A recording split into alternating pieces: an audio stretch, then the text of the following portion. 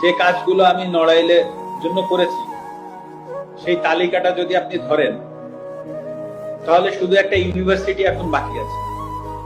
একটা সি ক্যাটাগরির জেলায় কি কি প্রয়োজন, একটা ইউনিভার্সিটি বাকি আছে। আমার বাবাকেও বলে দিয়েছি যে এটার কোনো বিচার বর্তমান সরকার বা যারাই আসুক বা যারাই থাকুক বা আসুক, হ্যাঁ, তাদের কাছে আমি এটা নিয়ে কোনো বিচার চাইব। কারণ এটা আমার কাছে মনে হচ্ছে যে আসলে এই বাড়িটা তো আসলে যশোর থেকে এসে বা খুলনা থেকে এসে বা ঢাকা থেকে যে কেউ ভাঙে।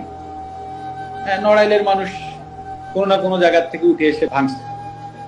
তো আসলে আমি নড়াইলের মানুষের বিরুদ্ধে আর বিচার চাইবো না। তো যেটা হয়ে গেছে যেটা হয়ে গেছে, তো ওটা আমি একসেপ্ট করে নিচ্ছি। হয়তো বা আমার কাছে আমি এভাবে একসেপ্ট করে নিচ্ছি যে হয়তো বা আমার কোনো ভুল ছিল, আমি কোনো ভুল করেছি, হয়তো বা তার জন্য ওনারা হয়তো বা এসে ওটা করেছে।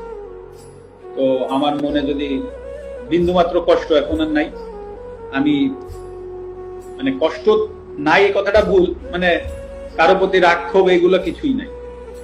তো আমিও আশা করব নড়াইলবাসীর প্রতি যে